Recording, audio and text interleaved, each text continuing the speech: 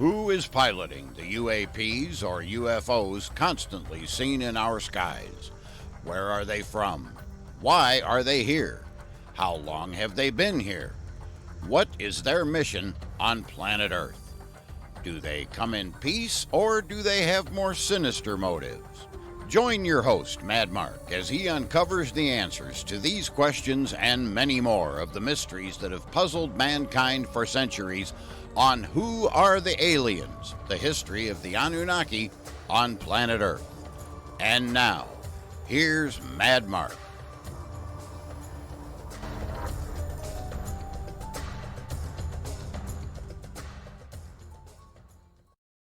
Today's episode: who built all of the pyramids and other advanced structures found in South America? And what is the truth behind the face on the Sphinx? And lastly, what is up with all the misinformation regarding the Anunnaki on social media these days? Hello, everyone, and welcome to episode 16 of Who Are the Aliens?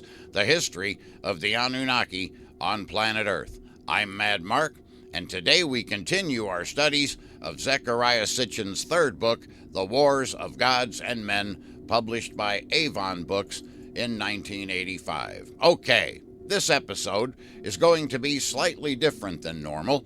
I've spent the last few days in the hospital with a health issue. I'm not going to go into the reason for it today, but suffice it to say that I'm still here and everything is fine. But the loss of time being laid up shortened the time I had to write this episode. So I'll be rehashing some points that I have made on earlier shows and also setting up some events that we will be discussing in depth on upcoming episodes. I'm sure you'll find it exciting and entertaining. Mr. Sitchin is about to take a deep dive into the events that led up to the Anunnaki mass exodus from planet Earth, from being visible deities to ruling from the shadows. You're not going to want to miss a single episode for the next several weeks, so buckle up and let's get into it. Marduk, son of Enki, is the Anunnaki currently ruling Earth, also known as Amun-Ra. What if the final word of every prayer, the universal seal of faith spoken by billions, is not what you think it is? What if that single two-syllable word, Amen, is not a humble plea for peace, but a powerful ancient act of worship to a God you were never meant to know? Prepare yourself. The truth we are about to unveil challenges the very foundation of history and faith. For when we say Amen, we are in fact paying homage to a shadowy Anunnaki ruler, a being known to the Egyptians as Amun-Ra and to the Sumerians and Babylonians by his true name of Marduk. Millennia ago, just prior to the events that led to the mass exodus of most of the Anunnaki from our planet Earth, this powerful entity issued a decree that he would be the one true God, that humanity would no longer worship any other Anunnaki gods but him. And he demanded that all humans, when speaking to the divine, must honor him. They were to end their prayers by speaking his name, Amen. This being, Marduk, was no benevolent spirit. He was the chief deity of Babylon, an Anunnaki ancient alien who has covertly governed and owned planet Earth for thousands of years, and his reign continues to this day. His ambition was absolute. Around 4,000 years ago, it was Marduk who unleashed the Great Pyramid Wars across Africa and the Middle East.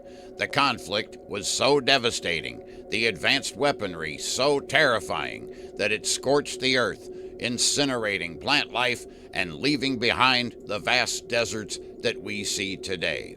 His goal? To erase all rivals and to be worshipped as the one singular God of all humankind. In the Anunnaki pantheon was a prince named Enki, wisest son of the Anunnaki king Anu, and Enki had a son, Marduk. When Marduk finally seized power on earth, his decree echoed across the ages. All prayers would be directed to him. All devotion would end with his name, Amen. But his rule was not one of peace. It was a reign of terror, slavery, and genocide, all in the name of his one God religion. It was Amun-Ra who commanded Moses and Joshua to slaughter entire cities, men, women, and children who dared to worship other Anunnaki deities. The book of Deuteronomy, chapter 22, offers a chilling glimpse of his morality. If a man finds an unbetrothed virgin and assaults her, he is to pay her father 50 shekels of silver and then must marry her, because he has violated her. He can never divorce her.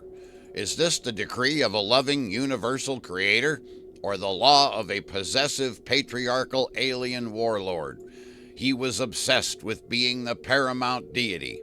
He commanded the pharaoh Akhenaten to enforce monotheism, to abandon the old gods, his brothers, his father, his uncles and cousins, other Anunnaki who had previously ruled Earth for thousands of years, and to worship only him, the sun disk god Amun-Ra. His influence is permanently etched into our holy books. When you read the words, "I am a jealous God, and you shall have no other gods before me," you are hearing the direct, masquerading voice of Marduk. Sumerian texts suggest he used an advanced holographic communicator to speak to Moses, a device that the man mistook for a burning bush. This alien god, posing as the supreme being, then directed Moses to lead his people on a bloody crusade against all who worshipped his rivals. The Bible, in this light, is not a story of faith, but a record of celestial confrontations between alien dynasties, with humanity trapped as cannon fodder in their divine wars. Marduk's own family, including his father Enki and his brother Thoth, were horrified by his aggression. Thoth, who had peacefully governed ancient Kemet Egypt for 16,000 years, was ordered by his father Enki to abandon the pyramid conflicts. He was to take his followers and establish a new civilization in the lands we now know as Mesoamerica, the lands of the Mayan and Aztec civilizations, where gold was more easily obtainable and where he would no longer have to battle with Marduk. Speaking of Thoth and Marduk, you have undoubtedly heard archaeologists hypothesize that the Sphinx used to have a lion's head, but it was never a lion's head. It was always a god's face, an Anunnaki's face, Thoth's face. The Sphinx was dedicated to him on order of his father Enki because he was the god of Kemet Egypt at that time. The ancient texts tell us this truth, that it was aligned to the constellation Leo because it was Thoth's time to rule Kemet Egypt. And then, as we discussed in the last episode, Marduk Amun-Ra returned to Kemet Egypt and began challenging Thoth for the throne. Thoth eventually left and went to Mesoamerica, and that was when Marduk had the face recarved to the face of his son. So it is now Thoth's nephew's face that we see on the Sphinx, and that is why the face on the Sphinx is no longer proportional to the size of the body. And the legacy of Marduk's bloodline is not just ancient history. It is believed that Amun-Ra's DNA was woven into the lineages of the Egyptian pharaohs, a royal genealogy that persists today, hidden in the genetic markers of modern humans. His current whereabouts are uncertain, but his influence is ever present. A dark lord, a shadow emperor, pulling the strings of secret cabals, global elitists, and shadow governments who still worship him, working to keep humanity in a state of spiritual and intellectual lockdown. We are now moving from the age of Pisces, his age, of unchallenged dominion into the age of Aquarius, when a new Anunnaki ruler will emerge. It will be a time of awakening, a time for our souls to remember their power and return to a higher state of consciousness. Like Neo in the Matrix, we are beginning to see the code behind our reality. The breadcrumbs have been laid throughout history, in our myths, our scriptures, and our very DNA. I ask you not to believe, but to question. Question everything.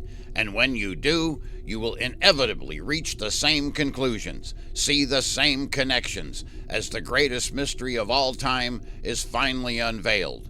Don't believe me. Don't take my word for it. Seek out the truth for yourselves.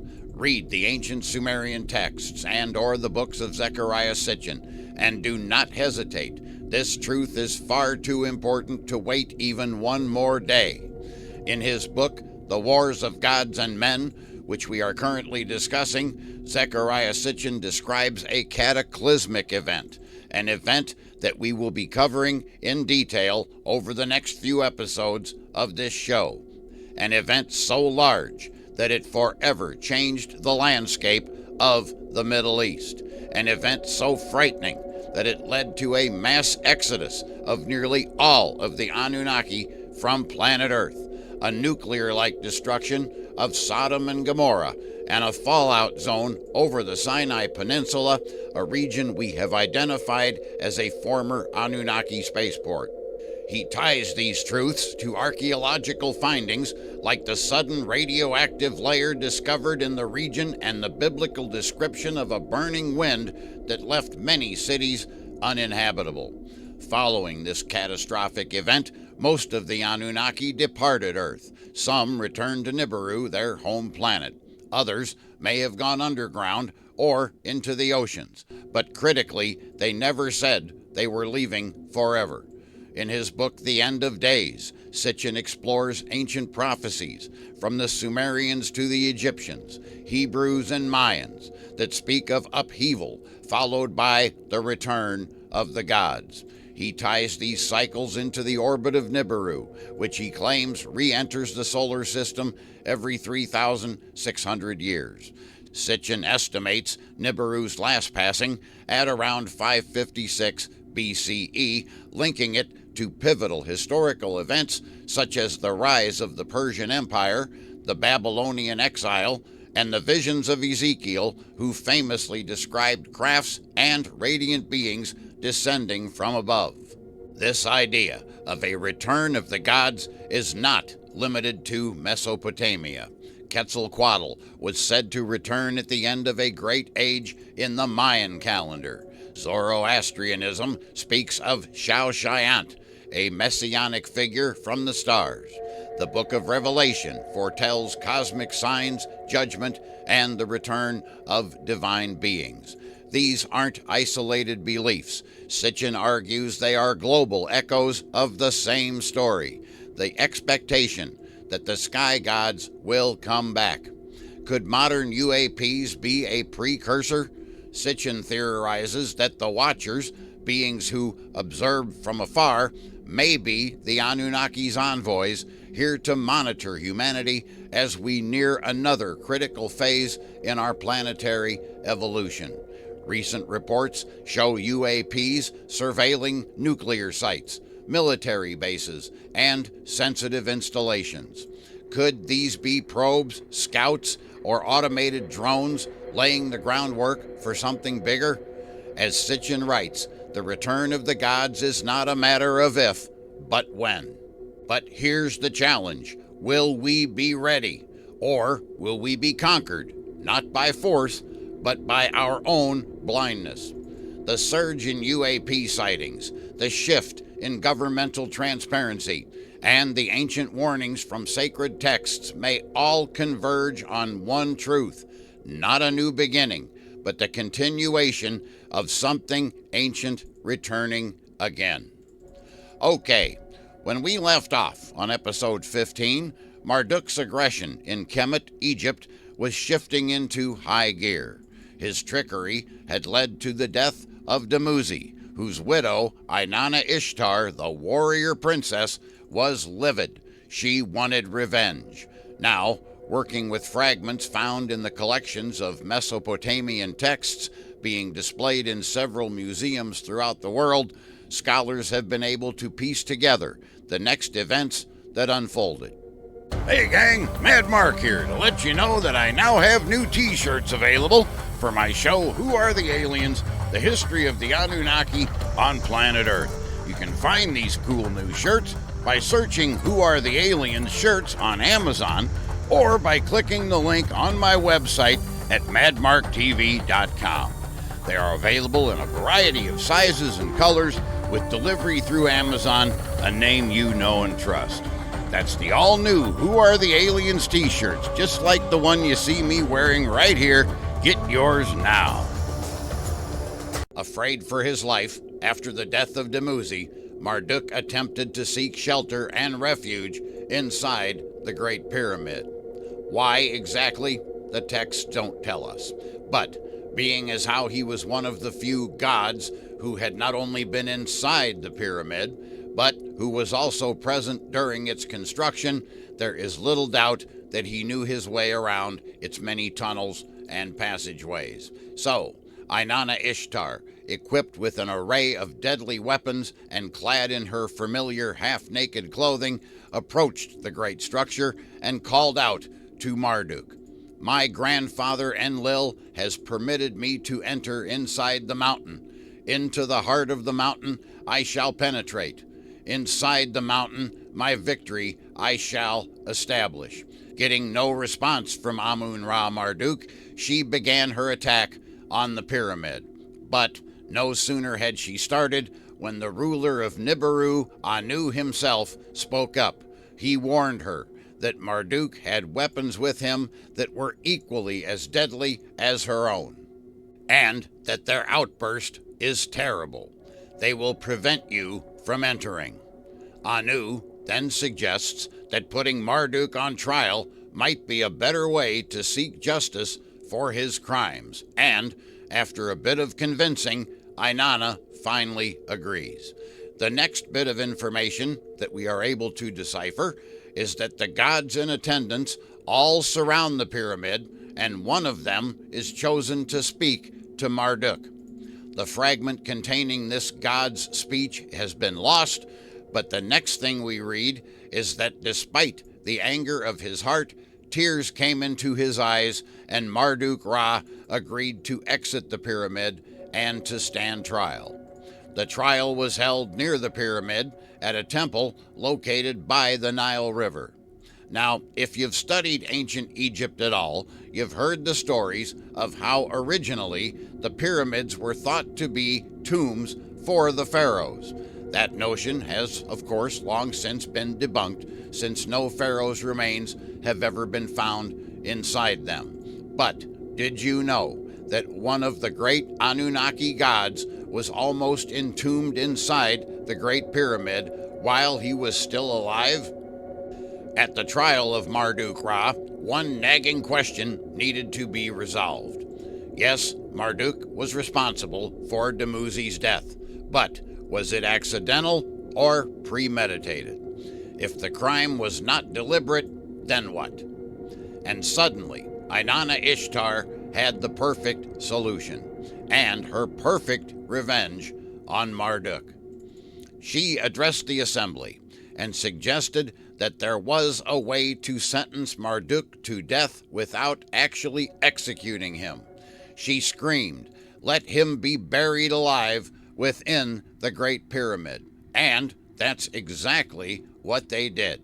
Marduk-Ra was placed inside the Great Pyramid, and the arresting gods released behind them the granite plugs of the ascending passage, blocking off all access to the rest of the pyramid. Through the channels leading from the king's chamber to the north and south faces of the pyramid, Marduk-Ra had air to breathe, but no food nor water. He was buried alive, doomed to die in agony. But oh, if it were only true, so much needless suffering and pain by so many could have been avoided if he had only been left to die there. But alas, we know that that was not to be the case. Marduk's wife Serenpit appealed to her father Sin and her brother Utu Shamash to save him. As I mentioned earlier, this is a fragmented account of those events, and some parts are missing. But somehow, Serenpit's pleas work, and the gods consented to release Marduk. But how to get him out, now that the heavy granite plugs had been released, safely sealing him inside the pyramid? Nusku, the divine messenger, then announced that the gods will bore him out. Mr. Sitchin explains in the book that the irregular twisting segment C that currently exists in the well shaft did not yet exist at this point in time. The Anunnaki gods, who had assisted in the construction of the pyramid, quickly realized that the shortest and quickest way to reach the starving Marduk was to tunnel a connecting shaft between the existing passages B and D. Tunneling a mere 32 feet through the relatively soft limestone blocks, and that's exactly what they did, which is why there is an odd-looking shaft there now amidst all the perfectly designed ones. It was drilled out in haste to save the life of this narcissistic god, a god for whom the Anunnaki, and especially the humans, would have been much better off if left there to rot. All right, one final rant before I end the show for today. I have mentioned this once before in the past, but the problem just seems to get worse and worse, so I will talk about it once again. And the issue that I am speaking of is false information regarding the Anunnaki. It is reaching epidemic proportions. It seems that everywhere I turn these days, there's some misled soul on social media spouting lies about the Anunnaki. It's especially bad on YouTube and TikTok. It's getting to the point where there is more false information being posted than true information. When you see these videos, I recommend asking the creator to reveal the source of his or her information. It's no secret that all of my information comes from the ancient texts of Sumeria, Babylon, and Kemet, Egypt. I am very open about that fact. These are the oldest writings on the planet, and I believe them to be factual. But where are these other people getting their information? For example, there is zero evidence of any type of galactic federation. This is not Star Trek. What is this federation? Where is your proof? If such a federation existed, I would have to believe that the Anunnaki would have mentioned it in the ancient texts. They did not. Then there are creators utilizing AI to supply the visual for their videos. They get most of the Anunnaki story correct, although not all of it, but the problem with this is that they rarely depict them the way they actually looked. I've said this before. One of them could walk down the street in any city in the world and you wouldn't be able to tell. Just look at some of these images. What the hell is that? You could poke an eye out getting close to that guy.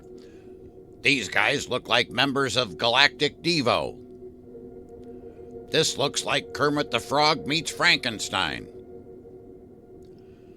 This guy looks like Jar Jar Binks. And what the hell is this?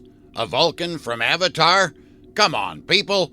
The Anunnaki are not reptilians, insectoids, or even big blue meanies. They basically look like us. They look like this. And they are not giants. After all, they had sex with humans. Remember me talking about that? If they are 12 feet tall, how in the hell would you have sex with humans? The parts wouldn't fit together right. But why is all of this so important? I'll tell you why. Because the majority of the people on this planet have no idea what is really going on concerning the Anunnaki. Many have not even heard of them. and many of the people who have heard of them are so damn confused by all the misinformation being circulated that they are ready to give up on this topic completely. We need to attract more people to this truth. We need to educate way more than we need to entertain. We should not be trying to confuse people or scare them away. This is far too important to be putting out misinformation. I just saw a video from a guy who claims to be channeling Enki. Come on, really? Gang, these creators need to do better. And I'm asking all of you to get involved as well. You can help stop this. From now on, whenever you see a video about the Anunnaki or aliens in general, especially if it looks or sounds like something out of Star Trek or Star Wars, send the creator a message asking for where they are getting their information. I'm honest about it, so if I'm honest about it, then they should be honest about it too. Make them tell you where they are getting their information. And if they can't or won't do that, then they are probably frauds. I wouldn't waste any more time watching their videos. It's really as simple as that. If they don't care enough about this topic, and all of you as viewers of their videos, then why should you be wasting your time watching them? Stick to the facts, insist on the truth, and let's learn about these beings together, what really happened and what is still going on. And that is where I will leave you for this episode. You have quite a lot to digest there, and we have so much more to cover and learn. I'm Mad Mark, and I sincerely hope that you've enjoyed this episode. If so, please like, share, and comment. It helps so much. And also, tell your friends and help spread the word about this show. Also, if you have any questions regarding the content discussed on this program, just message me through madmarktv.com or on any of my social media platforms. I also wish to remind everyone that listening to this podcast is no excuse to not read the book that we are discussing here, The Wars of Gods and Men by Zecharia Sitchin. It is an amazing work, and I'm leaving out much information in order to keep the show flowing properly, so do yourselves a favor and read that book. Who Are the Aliens? The History of the Anunnaki on Planet Earth is written and produced by me, Mad Mark. All media used in this episode is done so under the protection of fair use for the purpose of teaching. Today we have taken yet another step in our ongoing journey to find the truth. I promise you that things will get more and more interesting the further we delve into this topic of who are the aliens, the history of the Anunnaki on planet Earth. Bye for now.